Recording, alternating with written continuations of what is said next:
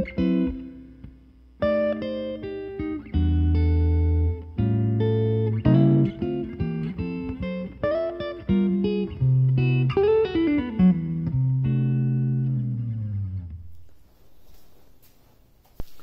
pessoal, bem-vindo à nossa terceira aula do curso de Solidity. Hoje nós vamos aprender a configurar um ambiente de desenvolvimento. Vamos lá! O material de suporte da aula de hoje está, como sempre, no meu GitHub, FC Coelho, curso Blockchain, e aqui a gente está no diretório Lectures e o documento Solidity Development Environment. Normalmente eu vou pedir perdão a vocês pelo material em inglês, mas eu utilizo isso para outras audiências também, então por isso que eu tenho que fazer esse material todo em inglês. Se tiverem alguma dúvida, hoje em dia é tão fácil traduzir, né? O Google mesmo traduz isso para vocês no browser. Então a gente vai estar seguindo um pouquinho esse material que eu coloquei aqui no curso.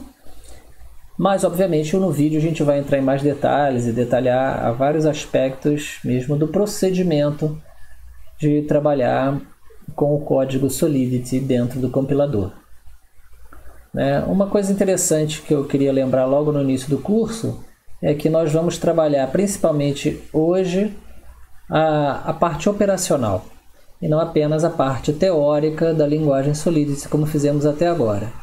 Então, na aula de hoje, nós vamos utilizar principalmente o IDE Remix. O que é um IDE, gente? Para quem não vem da área de programação, o IDE é um ambiente integrado de desenvolvimento, né?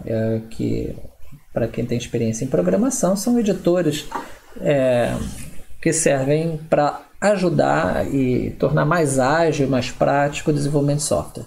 Então, a gente vai usar o Remix IDE, que a gente já falou aqui no canal, para nos ajudar nessa viagem aqui. O Remix IDE é super fácil de instalar. Eu não vou mostrar aqui a instalação do Remix, né? Eu acho que como um aquecimento para você que está seguindo esse curso, vale a pena ir ao site do Remix e aprender a instalar, né? Se você não conseguir instalar o Remix, o resto do curso vai ser bem difícil para você. Então vamos lá, coragem, vamos encarar os desafios da configuração do ambiente. Eu vou dar aqui o filé, a parte mais interessante. Então vamos lá. O Remix, uma vez que você inicia ele no seu terminal, no meu caso eu estou no Linux, eu inicio ele no terminal. Se você tiver um sistema operacional, provavelmente você vai iniciar ele diretamente a partir de um ícone. No meu terminal eu inicio e eu preciso então ir ao meu browser e acessar o endereço localhost 2.8080, porque o Remix ele trabalha dentro do browser, então ele é um editor que roda dentro do browser. Então essa aqui que vocês estão vendo agora é a cara do editor Remix, né? Diretamente no browser. Eu estou trabalhando em tela cheia, mas vocês podem ver aqui que eu estou dentro do browser, né? Então o Remix é composto de 4 painéis principais. Esse painel aqui da esquerda é onde a gente tem a interação com o sistema de arquivos, onde eu posso abrir um novo contrato e tenho comandos para interação com os arquivos, né? Então eu posso criar um novo contrato com esse ícone, eu posso abrir um contrato no meu disco com esse ícone, eu posso publicar um contrato no GitHub com esse ícone e por aí vai. Não vou entrar em todos os detalhes aqui, mas você pode explorar isso por conta própria. Cada um desses painéis pode ser reduzido, né, para aumentar o espaço disponível, e que na verdade a maior parte da tela é dedicada ao próprio editor, que é esse painel central aqui. No painel da direita, nós temos o painel do compilador, né? Lembrando então que o Remix ele combina um editor com um compilador e mais um debugger e mais algumas outras funcionalidades que nós vamos explorar ao longo desse vídeo, né? Então aqui no painel da direita, que também a gente pode encolher ou expandir, né? Eu posso também mudar a largura dele. Vão estar os comandos de interação com a compilação e execução desse código em Solidity. Esse painel é composto de 6 tabs. Na primeira tab você tem o comando de compilar, e aqui você tem um botãozinho que eu estou utilizando, que é o de autocompilar, que significa que cada vez que eu edito o meu código ele recompila. Isso é bem prático, mas pode se tornar um pouco lento se o seu código for muito grande. Nesse caso aqui, essa compilação levou apenas 2 segundos. Então, ele já está até sugerindo que eu desligue a autocompilação, porque a minha compilação está levando um tempo suficiente. Ok, eu vou deixar no autocompilando, porque a gente não está com pressa aqui no nosso vídeo. Então vamos em frente. Aqui, no compilador, eu posso escolher qual é o arquivo que eu vou compilar. Como eu só tenho um aberto, só aparece essa opção, né? E aqui tem algumas mensagens que a gente vai falar mais para frente. A segunda tab, que a gente também vai explorar mais um pouquinho para frente, é a tab de execução do código, né? Em seguida, configuração do compilador, onde inclusive eu posso escolher qual é a versão do compilador e por conseguinte da versão da linguagem Solidity que a gente vai usar. Temos uma tab seguinte de análise estática do código, que eu não vou entrar em detalhes nesse vídeo. O debugger, que é bem interessante. E por fim, uma tab de suporte, onde você pode iniciar aqui um chat para tirar dúvidas com a comunidade aí, de Ethereum, enquanto você está programando. Bem legal, né? Mas vamos à vaca fria, vamos ao que interessa aqui na nossa aula de hoje. Então, eu já dei um passinho inicial na nossa tarefa de hoje, mas o que vocês vão ter que fazer é, a partir do nosso repositório, né? Vocês vão no diretório Contracts, Intro to Solidity e Ballet.sol e vão abrir esse arquivo aqui, que eu tenho ele já aberto na tela. Esse contrato é o mesmo contrato de eleição que aparece na documentação oficial do Solidity. Então, eu escolhi esse contrato para guiar a nossa primeira introdução ao Remix e a como trabalhar dentro do editor compilador, por ser um exemplo clássico e sobre o qual existe bastante documentação, tanto online quanto em listas de discussão e por aí vai. Então, isso é algo útil para nós aqui. Então, vamos lá. A gente já discutiu na aula anterior o código desse contrato, então não vou me deter sobre esse aspecto, né? Nosso objetivo aqui é aprender a lidar com isso aqui. Então vamos lá, a primeira coisa que nós vamos fazer é compilar. Na verdade, como eu já estou aqui no autocompile, o compilador já compilou, e se eu desligasse o autocompile, só para vocês verem, fechasse essas mensagens aqui e clicasse aqui em Start to Compile, em 2 segundos aproximadamente, ele imitaria esses 2 balões de volta. Esse balão verde significa que o contrato compilou sem qualquer erro. Se eu, aqui novamente marcando meu autocompile, eu viesse aqui, por exemplo, e apagasse esse ponto e vírgula aqui, ele já ia me dar aqui um erro, né? Olha, faltou o ponto e vírgula. Olha, eu esperava um ponto e vírgula e você não botou. Então, eu ponho de novo, o contrato compila e beleza, né? Então, essa é a ideia do autocompile. O compilador vai estar constantemente verificando o seu código e dando essas imagens. A análise estática, vou logo tirar isso aqui do caminho, é uma funcionalidade muito interessante do Remix, mas é uma funcionalidade que eu não vou explorar nesse vídeo porque ela é bastante profunda e envolve alguns conhecimentos de ciência e computação para conseguir entender essa análise estática do código. Então eu vou deixar de fora porque a gente não está, né, nosso curso não dá os pré-requisitos para vocês entenderem, mas para quem já tem um pouco mais de aprofundamento em ciência da computação e quiser estudar isso, recomendo a documentação do Remix para entender todos os tipos de análise estática que o Remix faz no código e por quê, né? E para poder entender melhor então os warnings. O que eu vou dizer apenas aqui é que ao fazer todas essas análises estáticas no nosso código, o que é uma análise estática? Só para não deixar vocês boiando. Uma análise estática é a análise do código do programa, no caso o contrato, sem necessariamente executá-lo. Ele simplesmente lê e diz, olha, aqui tem um problema, porque você está gastando muito gás nessa função, ou algo assim, né? Ele vai te dar alguns avisos, né, de boas práticas de programação que ele consiga detectar simplesmente pela leitura do código. Então essa é a ideia da análise estática. Por isso chama-se estática e não análise dinâmica ou em tempo de execução. Muito bem, então voltando para a tab de compilação, essa página por enquanto só nos serve para isso, para determinar e monitorar o processo enquanto a gente manipula o nosso contrato.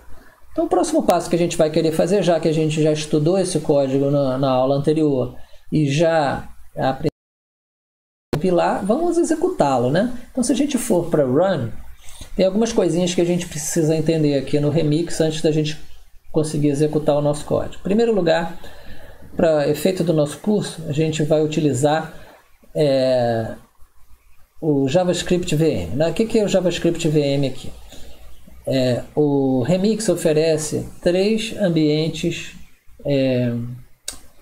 para interação com o cliente da blockchain do Ethereum.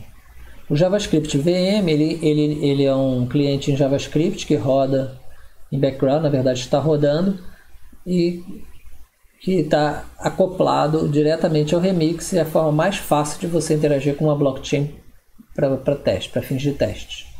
O Injected Web3 é um ambiente de execução que depende do MetaMask, como essa mensagem está demonstrando. Para quem não sabe o que é MetaMask, eu não vou explicar aqui, mas é basicamente uma carteira de blockchain que funciona como uma extensão do browser. E o terceiro ambiente é um Web3 Provider. Esse seria a opção que você usaria se você estivesse, por exemplo, interagindo com uma blockchain privada que você iniciou com o Ganache, por exemplo, que nós falamos aqui, ou se você estivesse conectando diretamente com a mainnet do Ethereum na internet, né? Então nós vamos ficar com a primeira opção. Então, para fim de vocês replicarem o que a gente vai fazer aqui no nosso curso, vamos escolher JavaScript VM. Na interface de baixo, uma coisa interessante é que ao escolher JavaScript VM, ele cria para a gente algumas contas, desculpa, não contas, mas carteiras.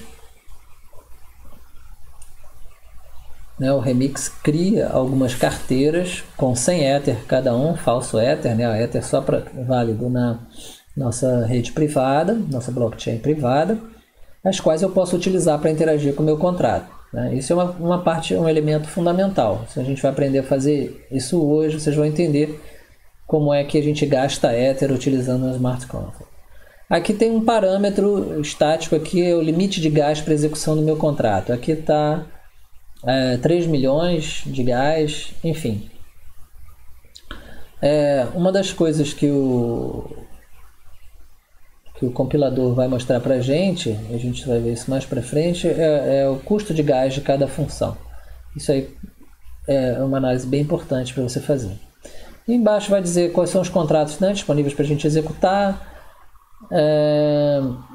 E aqui tem um botãozinho rosa, que é o mais importante, eu vou apertar daqui a pouco, que é o botão de deploy. Gente, o botão de deploy é o botão que justamente pega o contrato compilado e publica ele na nossa blockchain privada, né? Então o que esse botão faz, né? Pensem em um minutinho. Já descobriram? Se já descobriram, a resposta o que esse contrato faz chama essa função constructor. né? Porque, obviamente, para você fazer o deploy do contrato, você tem que executar essa função constructor, que é a função que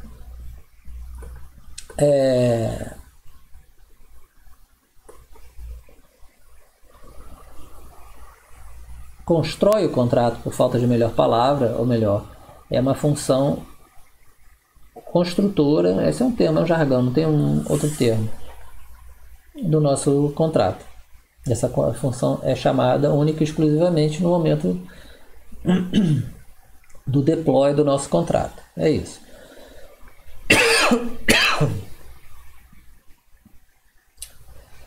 Muito bem. Então, nosso contrato está aqui. Eu acho que agora é o momento, sem mais delongas, da gente fazer o deploy. Então, vamos clicar aqui no nosso botãozinho. Deploy. Opa! A gente viu que aconteceu alguma coisa aqui, ó. Criação do ballot pending. Aí aqui a gente tem uma transação, né? Mostrando. E aqui a gente aparece aqui, ó. Contrato, transação recebida. Todas as transações são mostradas aqui. Transações criadas na JavaScript VM podem ser reexecutadas usando o Web3 injetado. Aí a gente vai ver isso para frente, o que é isso aqui.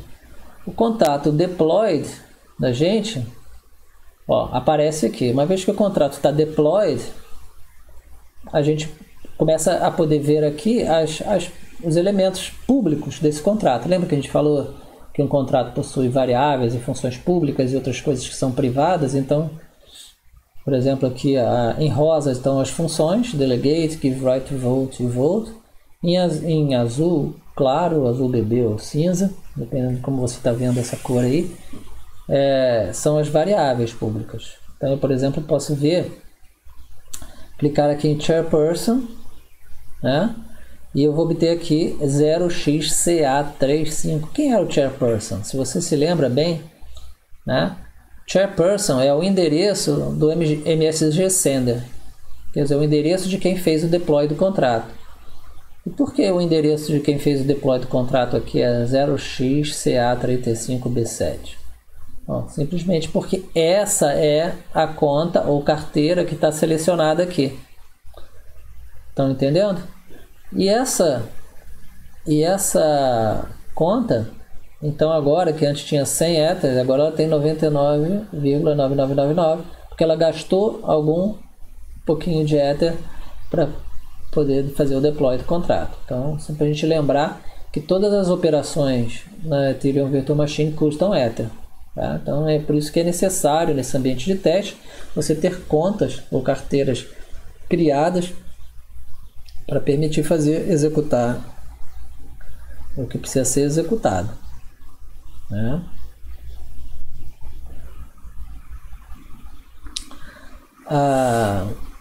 Aqui a gente gerou um erro aqui, a gente já vai ver exatamente o que é que aconteceu. Eu queria mostrar para vocês aqui uma coisa, aproveitando o nosso código de deploy aqui, vamos clicar nesse botãozinho, nossa primeira transação, né? Clicar nesse botãozinho debug.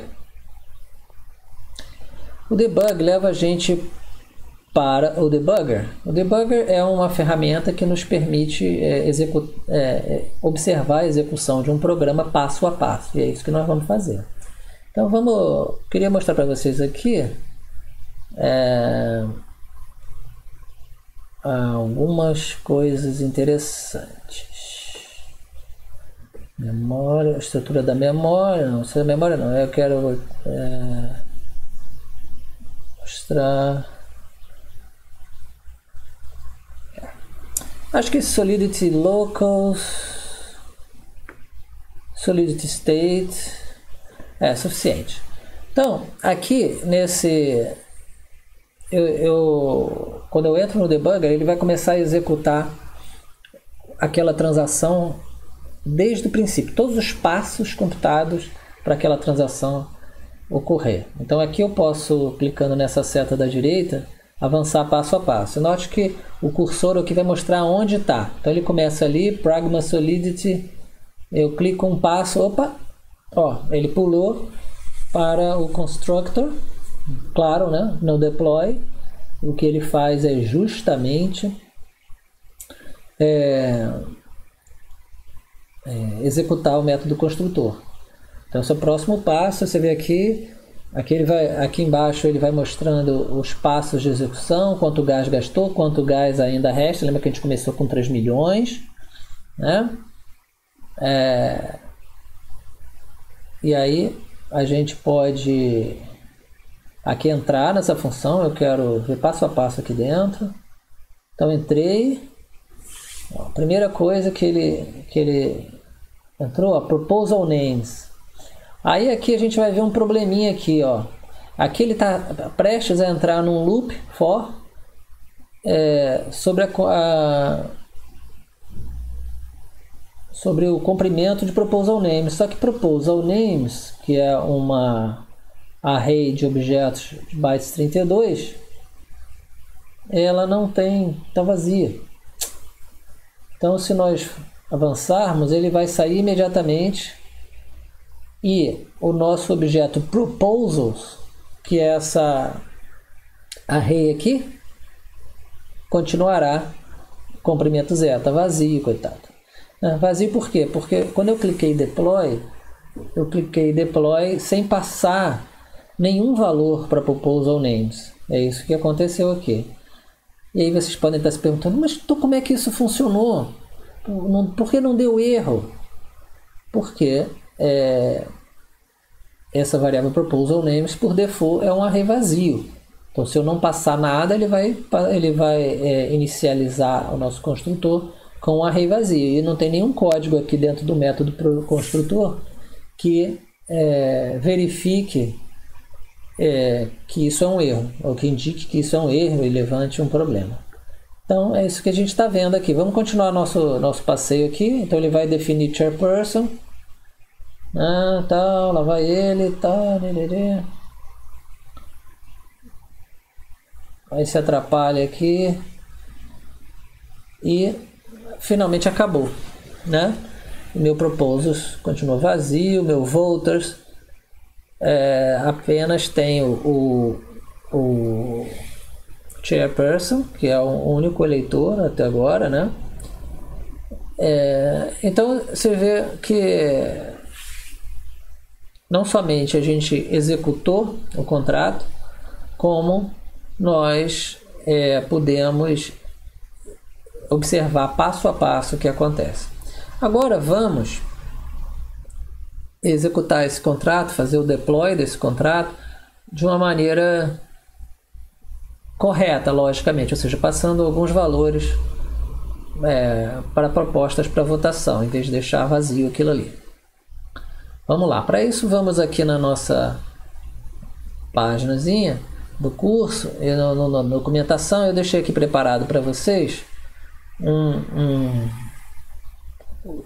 uma entrada aqui para o nosso coisa que eu vou copiar, mas antes eu vou explicar para vocês o que é isso aqui, né? Quando a gente vai criar o contrato de ballot, ele pede para a gente 2 nomes de propostas, ou 2 ou mais,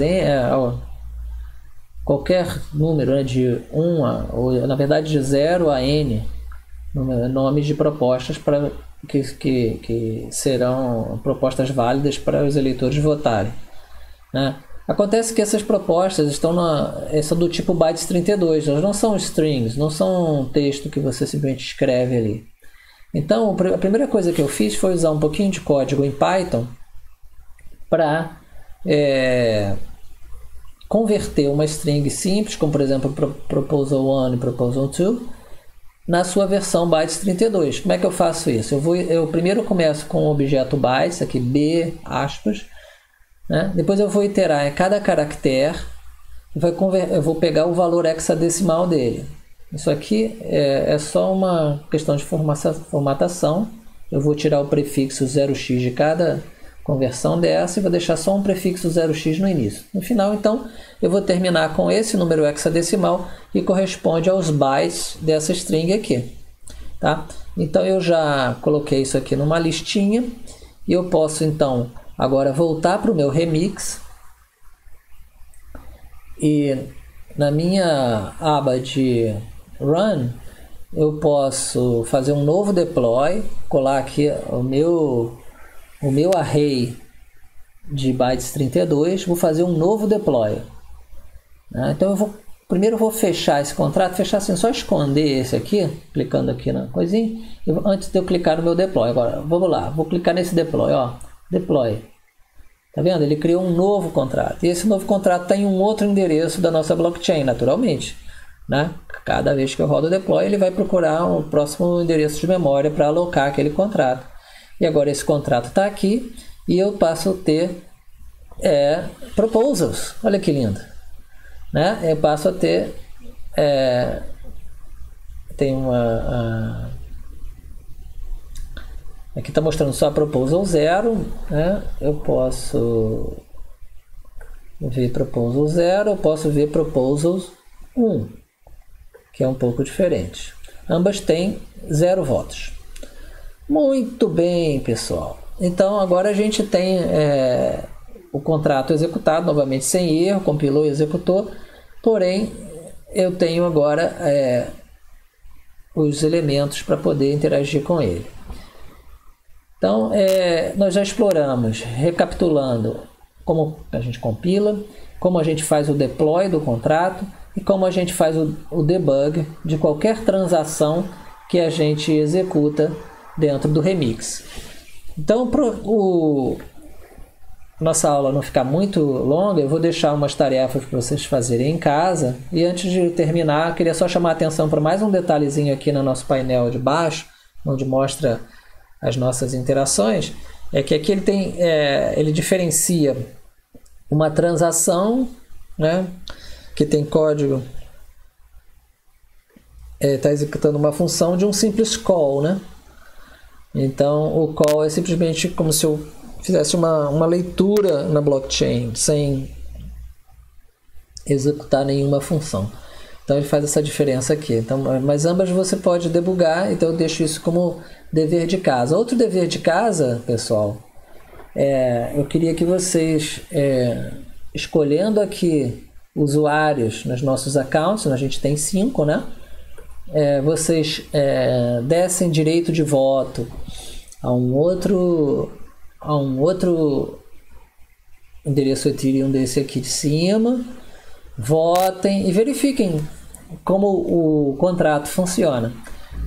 Essa aula de hoje a gente queria introduzir esse uso do ambiente de desenvolvimento, mas tem muito mais que vocês podem explorar uma vez que esse ambiente está configurado como a gente fez aqui e com um contrato funcional na tela. Explorem isso e tentem entender melhor ainda como esse código funciona.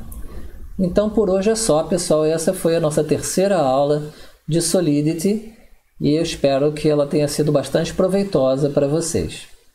Até a próxima aula. Não deixem de dar um like nesse vídeo se vocês gostarem. Assinar o canal, naturalmente eu preciso de vocês. Vamos chegar a 1000 assinantes aí. Ajudem, compartilhem com os amigos. E no GitHub, se ainda não fizeram, deem uma estrelinha para o nosso repositório e também compartilhem com os amigos. Tá ok, pessoal? Então até a próxima aula. Boa programação para vocês.